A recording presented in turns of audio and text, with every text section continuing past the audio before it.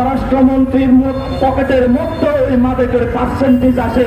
বাংলাদেশে নাকি সীমান্তে হলো মাদকের চালান হয়, চোরা কারবারি হয়, তাহলে স্বরাষ্ট্রমন্ত্রী কি করে?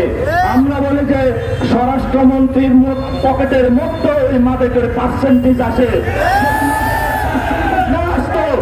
স্বরাষ্ট্রমন্ত্রী মাদক কারবারিদের সীমান্তে কেন দমন করে না, সেই প্রশ্ন আমরা রেখে গেলাম।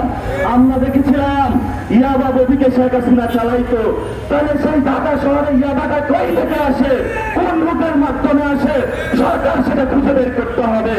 ঢাকা শহরে ফেন্সিডিলের বোতল কিভাবে আসে, সরকার সেটাকে খুঁজে করতে হবে। এখন তলে তলে তো ওরাই ফেন্সিডিল খেয়ে বসে থাকে। যেই দরকার হলো ইয়াবা, ওই ফেন্সিডিল আর ইয়াবা খায় বসে থাকে। আমরা তরুণ প্রজন্ম শপথ নিচ্ছি, বাংলাদেশ থেকে হয়তো আমরা থাকবো, নয় নয় ফেন্সিডিলকে আমরা বিদায় করবো আর ইয়াবাকে বিদায় করবো। ইনশাআল্লাহ আমাদের আজাদের লড়াই চলবে। আপনারা সবাই ঐক্যবদ্ধভাবে মাঠে থাকবেন ইনশাআল্লাহ। আমাদের কোন দল নাই, আমাদের একটাই দল, সেটার নাম কি? আমাদের সেটার নাম কি? আমাদের সেই দলের নাম হলো বাংলাদেশ, যে বাংলাদেশের পক্ষে দাঁড়াতে হবে।